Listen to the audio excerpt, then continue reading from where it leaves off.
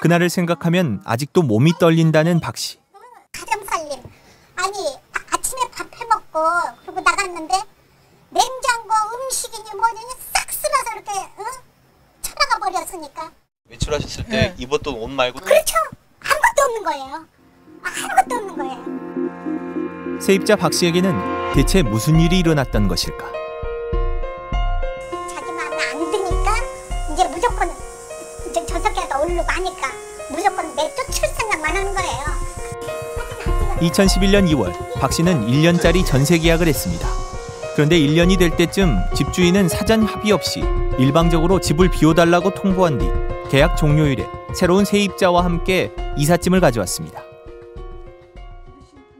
집도 안 보고 다른 사람하고 계약했다고 그러면서 계약서까지 나한테 내용 증명으로 붙여왔고 그날에 이제 이삿짐을 또 가져온 거예요.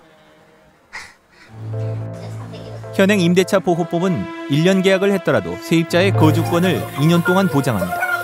박 씨는 입주 초 집주인과 있었던 갈등과 주변 전세 시세가 오른 것이 이유라고 생각해 법정 싸움을 시작했습니다. 세입자를 마치 종 취급을 하는 거예요. 종. 자기한테 그냥 뭐 무슨 그 고용인이 세입자가 무슨 고용인으로 알아요. 자기 말에 자기가 하는 말에 그냥 굽실굽실하고. 법원은 계약일로부터 2년이 되는 날인 지난 2월까지 집주인은 전세보증금을 박 씨에게 돌려주고 대신 박 씨는 집을 비우라고 결정했습니다. 하지만 박 씨는 그동안 벌어진 일에 대한 위약금을 요구하며 항소했습니다. 그러자 집주인은 항소심 진행 중에 강제 집행을 신청했고 법원이 이를 받아들여 지난 5월 갑자기 쫓겨나게 된 겁니다. 박 씨는 당장 들어갈 전셋집을 급히 구했는데 이번에는 전에 살던 세입자가 보증금을 못 받았다면서 주소를 옮기지 않았습니다. 문제를 해결하겠다던 집주인은 연락이 어렵습니다. 저는 불안하죠. 그러니까 짐도 못 풀고 지금 하루하루가 또 이런 거예요. 사실 이 집이 이렇게 불안하니까 전세를 구하러 제가 다닙니다. 다니는데 없어요. 전세가 없어요 지금. 가을 이사철을 앞둔 요즘 전세 시장에서 세입자는 더욱 약자가 되고 있습니다. 아파트 10곳 가운데 7곳에서 전세 가격이 매매 가격의 60%를 넘어섰고 서울과 수도권은 11년 만에 최고 수준으로 뛰었습니다.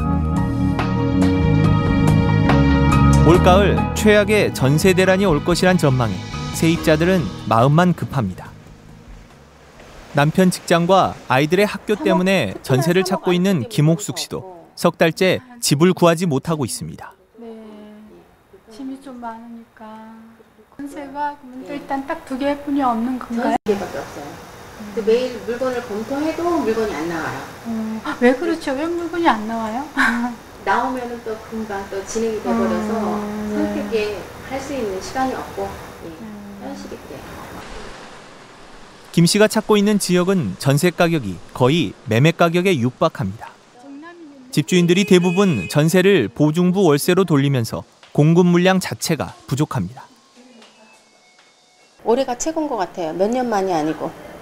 예, 집값하고 서울에 항상 전세 가격이 쌀 때는 50% 정도 됐었던 적도 있거든요. 차츰차츰 올라오는 게 지금 80%, 90%까지 올라왔거든요.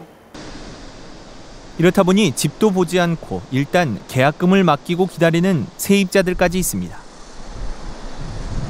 심지어는 정말로 아닌 게 아니라 역세권 같은 데는 보지도 않고요. 돈부터 넣는 경향도 있어요. 계약금을. 예. 이건 어느 한 지역의 문제가 아닙니다.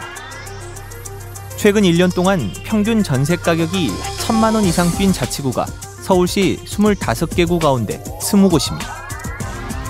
일부 아파트는 전세 가격이 1억 원 이상 뛰었습니다. 균형이 무너진 시장에서 세입자들은 위험에 노출되고 있습니다.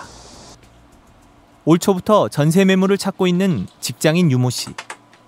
유 씨는 인터넷으로 매물을 찾은 뒤 부동산을 찾아갔다가 몇 차례 이런 일을 겪었습니다. 실제로 가서 보니까는 뭐 그 매물은 벌써 나가고 없다고 그런 식으로 얘기하시고 이제 그보다 금액이 높으면서도 이제 뭐 들어가기 힘든 매물